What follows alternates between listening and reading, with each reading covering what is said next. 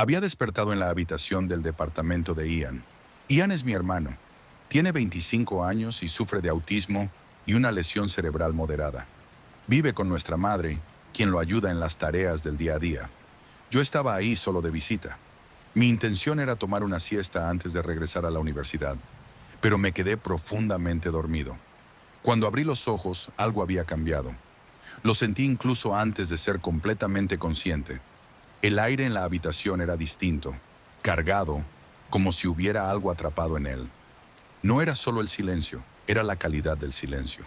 Un vacío palpable que se colaba en cada esquina, pesado como un sudario. Era el tipo de silencio que no deja respirar del todo, que llena los oídos con un zumbido apenas perceptible, pero constante, como un recordatorio de que algo está fuera de lugar.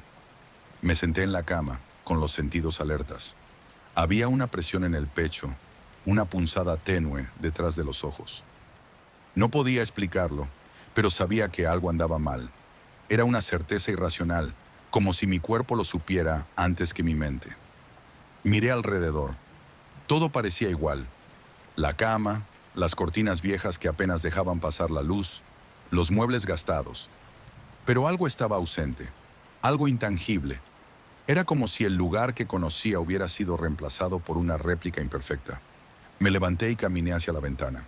Cada paso resonaba en mi cabeza más fuerte de lo que debería, como si el suelo mismo amplificara el eco. El paisaje afuera era el mismo de siempre, edificios marrones y verdes, la calle tranquila. Pero el aire se sentía espeso, cargado de algo invisible.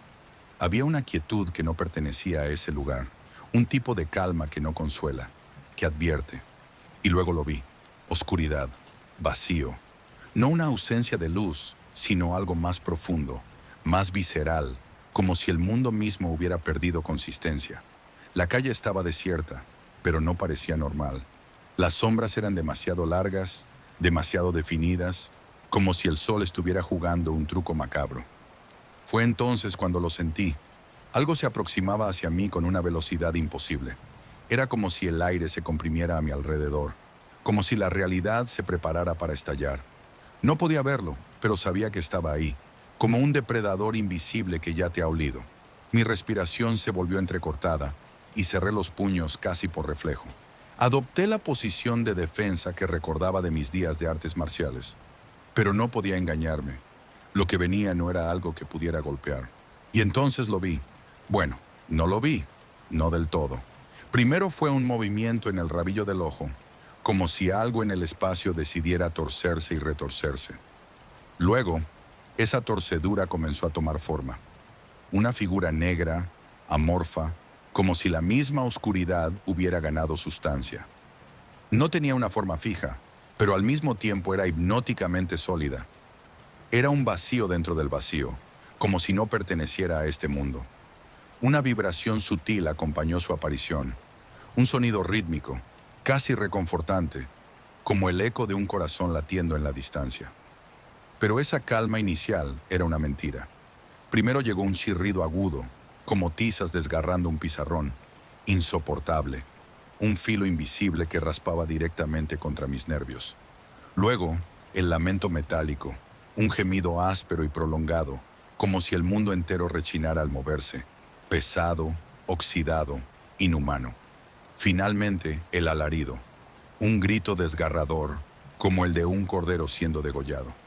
Era un sonido que no pedía ayuda, era uno que confirmaba que la ayuda nunca llegaría. Los sonidos no se sucedían con lógica, se superponían, se contradecían, cambiaban sin aviso. Era como si una mano invisible los moldeara con el único propósito de destrozar mi mente. No era el volumen lo que me aterraba, sino la textura de cada sonido. Cada uno cavaba más profundamente, como si estuvieran diseñados para encontrar la grieta exacta en mi mente y fracturarla. Era un coro infernal que no solo se escuchaba, sino que se sentía en la piel, en los huesos, en el alma. La figura comenzó a alargarse.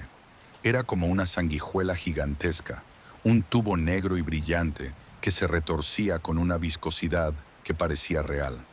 Al abrirse ambos extremos, reveló vorágines de dientes en espiral, como los de una anguila. Por cada espiral de dientes había otra, y otra más abajo, y otra debajo de esa, en una forma biológica imposible que desafiaba toda lógica. Entonces me miró, o eso parecía.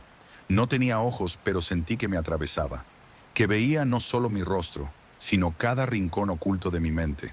Y ahí comenzó el verdadero enfrentamiento. La culpa.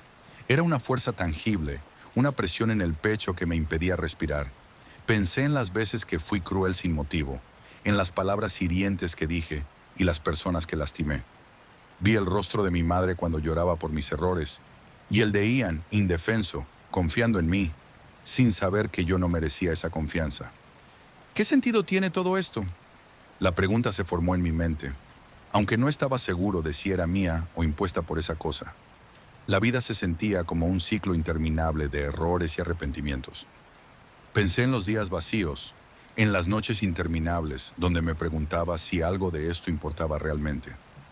El sonido cambió. Ahora no era solo el alarido del cordero, sino susurros, miles de voces hablando al unísono. Me recordaban lo insignificante que era, un grano de arena en el vasto desierto del universo. Nada de esto importa, decían. Tus logros, tus esfuerzos, tus amores, todo será olvidado. Sentí que la tierra me jalaba desde debajo de los pies, como si quisiera tragarse no solo mi cuerpo, sino mi existencia entera. ¿Por qué sigues intentando?, me susurró. Era una voz cálida, casi maternal, pero cargada de veneno. Me mostró recuerdos, mi primera decepción, mi primer fracaso, las promesas rotas, los rostros que nunca volvería a ver. La vida es un ciclo absurdo. No importa cuánto intentes, siempre fallarás, siempre perderás. Pensé en mis abuelos, en cómo la vejez los había consumido, dejando atrás solo sombras de las personas vibrantes que una vez fueron. Pensé en el país que había abandonado, en las raíces que dejé morir. Pensé en las noches donde miré el techo, preguntándome si alguna vez sería suficiente, si algún día encontraría un propósito que no se sintiera vacío. Mi cuerpo se llenó de adrenalina. Termina con todo, me susurró. Una calma helada me invadió.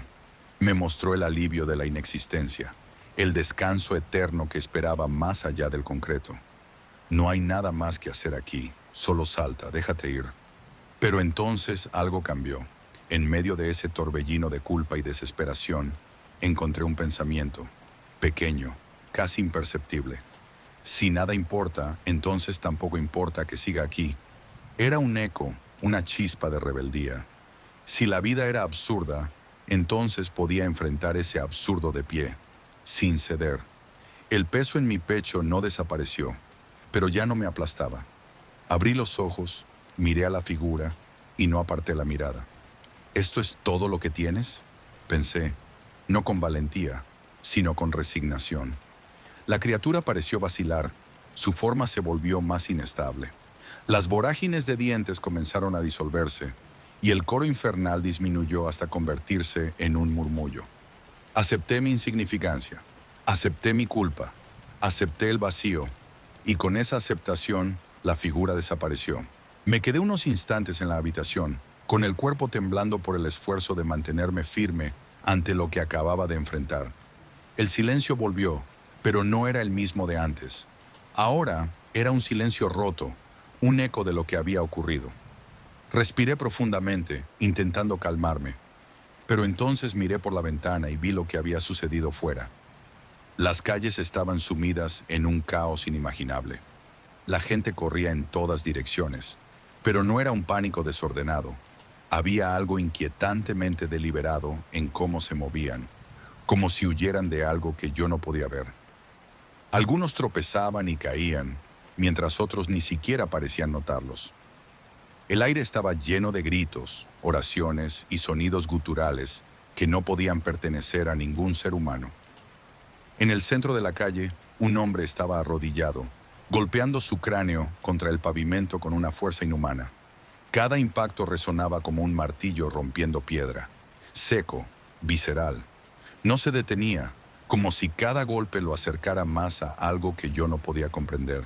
Me quedé observándolo, paralizado, mientras una grotesca mezcla de sesos, sangre y fragmentos de hueso se acumulaba a su alrededor.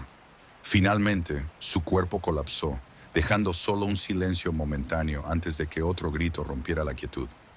Un poco más allá, vi a una mujer caminar con un cuchillo en la mano. Su mirada estaba perdida, sus ojos abiertos como platos. Parecía murmurar algo, un rezo apenas audible, hasta que, sin previo aviso, se degolló frente a un pequeño grupo de personas. La sangre brotó en un chorro que salpicó el pavimento, y los demás retrocedieron horrorizados, pero no lo suficiente como para no mirarla. Me di cuenta en ese momento. Su acto no era impulsivo, era una invitación. Necesitaba que alguien la viera morir, como si su sufrimiento solo tuviera sentido en los ojos de otro. El caos era contagioso. Algunos formaban círculos de oración, sus voces alzándose como un coro desesperado. Otros gritaban palabras incomprensibles, casi animales, mientras se desgarraban las ropas o se golpeaban el pecho. Pero lo más perturbador era la indiferencia de ciertos grupos. Entre el tumulto había personas que caminaban tranquilas, saqueando tiendas y arrancando bolsas y cadenas a los que huían. Uno de ellos incluso golpeó a otro por un reloj, pero al mirar el objeto en sus manos, pareció desconcertado, como si hubiera olvidado por qué lo quería. Quise gritar, advertirles de lo que había enfrentado, de lo que estaba por venir, pero las palabras se quedaron atrapadas en mi garganta.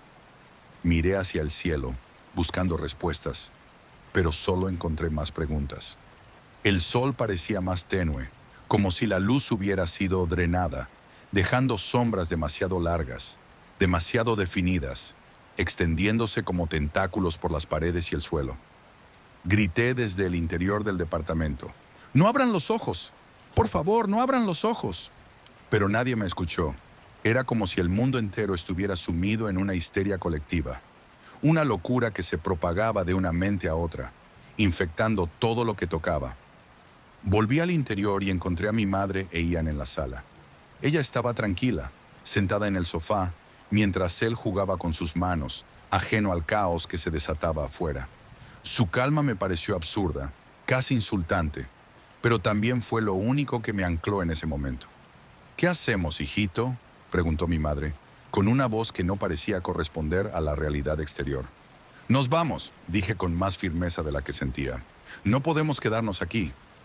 Me acerqué a ellos, tomé sus manos y los miré fijamente. No importa lo que pase, no importa lo que escuchen, no abran los ojos. ¿Entendieron? No abran los ojos. Ian asintió sin preguntar nada, y mi madre me miró con una mezcla de confianza y resignación. Agarré las llaves del auto, los conduje hacia la puerta, y por última vez, antes de salir, volví a mirar hacia la calle. El caos seguía propagándose. Alguien en una esquina se arrancaba el cabello, mientras otra persona simplemente se quedaba de pie, mirando al vacío. Entendí entonces que lo que fuera que nos estaba afectando no era algo que pudiéramos combatir. Era una idea, un miedo que se transmitía de mente en mente como un fuego incontrolable.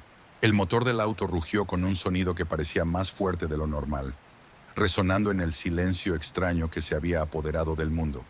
Mi madre e Ian estaban en el auto conmigo, y aunque parecían tranquilos, la tensión en el ambiente era palpable.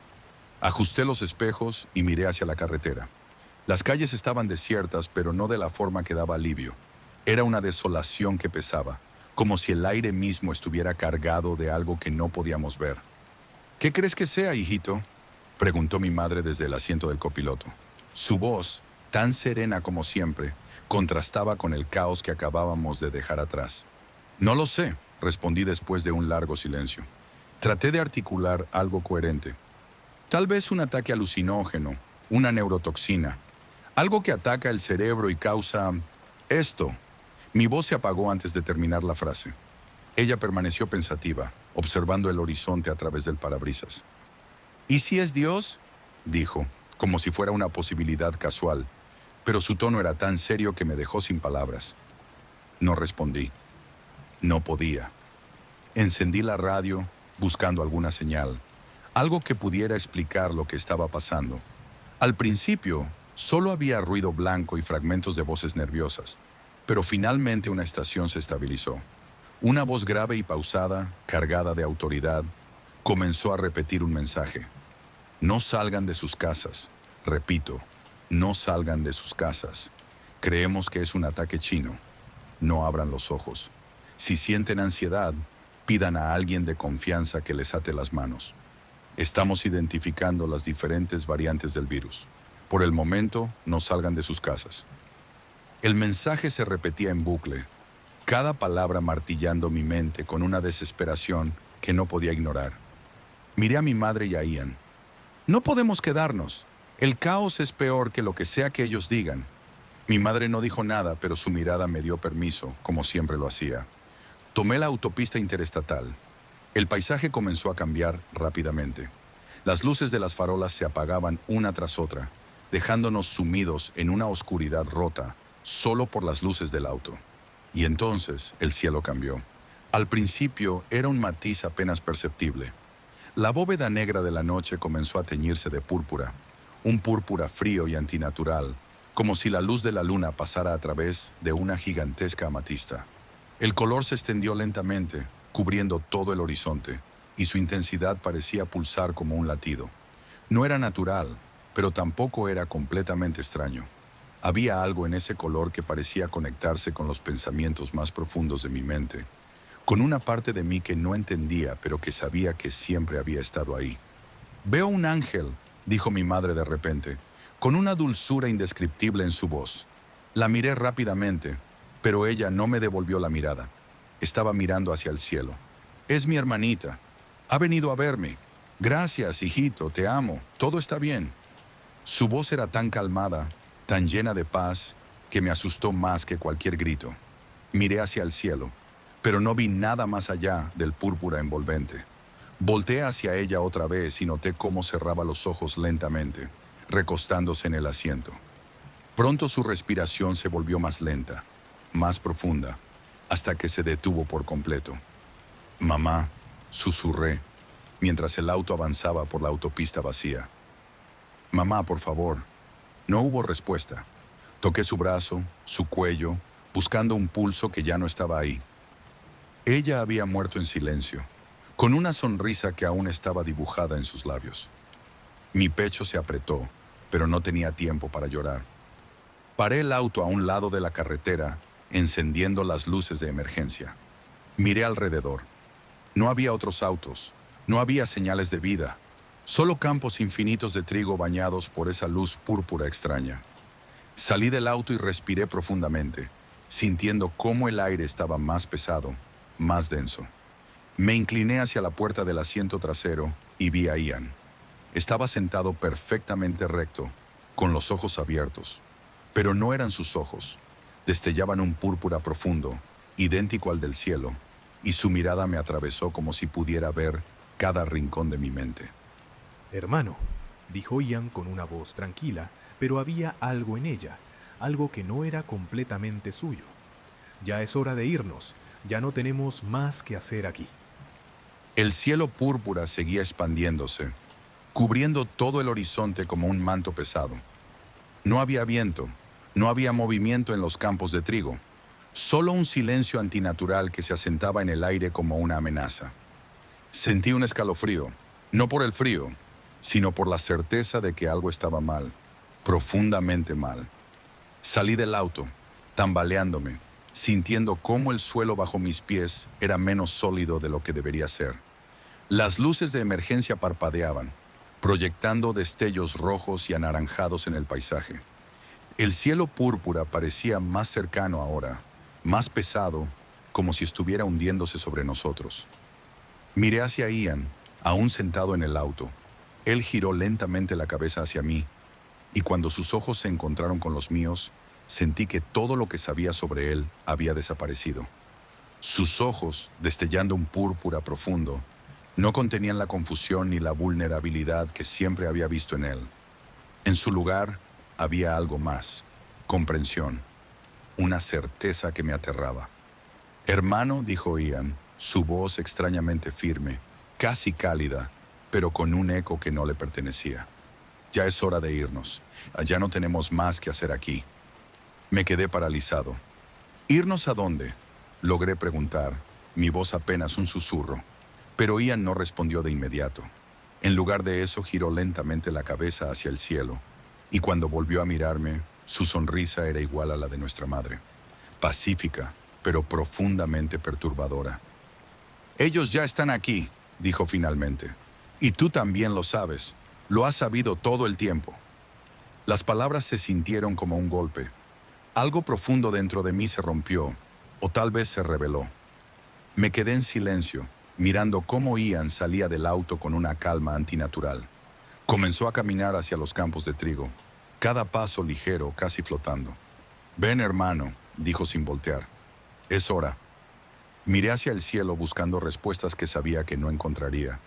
Entre las nubes púrpuras comenzaron a formarse figuras, siluetas negras, amorfas, como la criatura que había enfrentado antes, pero mucho más grandes. Era como si el cielo mismo estuviera vivo, observándonos, esperándonos. El aire estaba lleno de un zumbido, una vibración que resonaba en mi pecho y me hacía sentir más pequeño con cada segundo que pasaba. Quise moverme, quise hablar, pero mi cuerpo no respondía. En algún lugar dentro de mí sabía que Ian tenía razón. Sabía que siempre lo había sabido.